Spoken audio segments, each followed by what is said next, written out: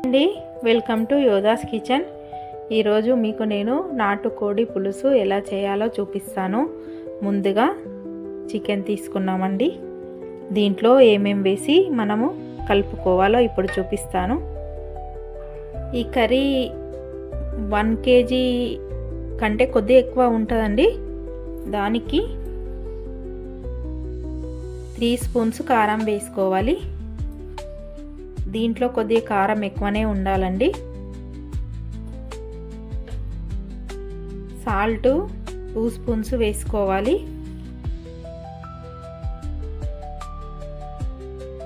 కొద్దిగా పసుపు వేసుకోవాలండి. కొద్దిగా ధనియాల పొడి అన్నీ వేసుకొని కర్రీని బాగా కలుపుకోవాలండి. ఈ కారము ఇవన్నీ ముక్కలకు పట్టే విధంగా కలుపుకోవాలి. స్టవ్ మీద కుక్కర్ పెట్టి మనం కర్రీ ప్రిపేర్ చేసుకుందాం. ఇది నాటుకోడి కాబట్టి కుక్కర్లోనే వేయాలండి, తొందరగా ఉడుకుతుంది. స్టవ్ పైన కుక్కర్ పెట్టుకొని స్టవ్ ఆన్ చేసుకొని ఆయిల్ వేసుకోవాలండి. నాన్ వెజ్ కర్రీస్కి కొద్దిగా ఆయిల్ ఎక్కువనే పడుతుందండి.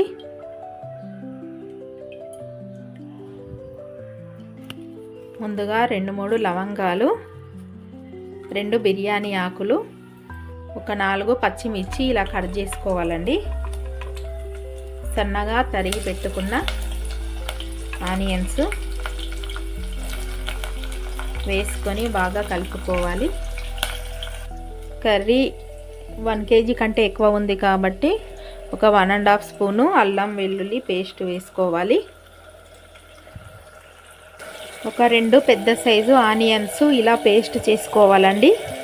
పేస్ట్ వేసుకోవాలి. ఈ పేస్ట్ వేసుకొని బాగా వేగిందాక ఫ్రై చేయాలి.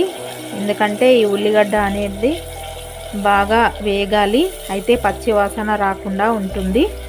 కర్రీ కూడా బాగా కుదురుతుంది. చూడండి, ఇది ఆనియన్ పేస్ట్ బాగా ఫ్రై అయిందండి. ఆయిల్ అనేది బయటకు వచ్చేసింది. కొద్దిగా మనము పసుపు వేసుకుందాం. దీంట్లో కర్రీలో వేసుకున్నాం కదా, దీంట్లో కూడా కొద్దిగా వేసుకుందాం.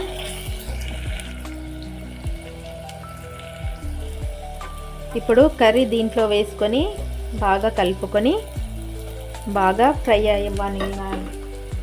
అవ్వనియాలండి. ఎందుకంటే ఇది నాటుకోడి కదా, బాగా గోలాలి. గోలితేనే బాగా కుదురుతుంది కర్రీ. ఇలా బాగా కలుపుకొని మనము మూత పెట్టుకోవాలండి. మూత పెట్టుకుంటే కర్రీ అనేది బాగా ఉడుకుతుంది. మూత పెట్టుకొని కర్రీ మన స్టవ్ కొద్దిగా సిమ్లో పెట్టుకోవాలి.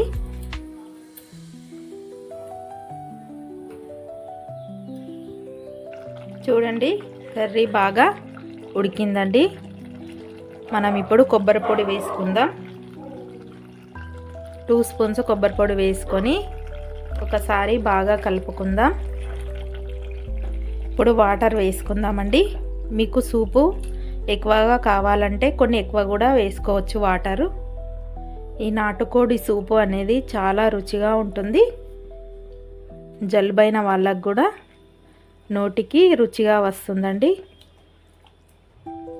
ఇప్పుడు మనము కుక్కర్ మూత పెట్టేసుకొని ఒక 3 విజిల్స్ వచ్చే వరకు ఉంచుకోవాలి.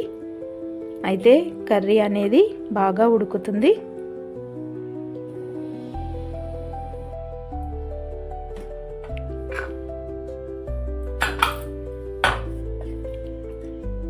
కర్రీ ఉడికిందండి. చివరగా మనము ఈ చికెన్ మసాలా వేసుకుందాం. కొద్దిగా కొత్తిమీర,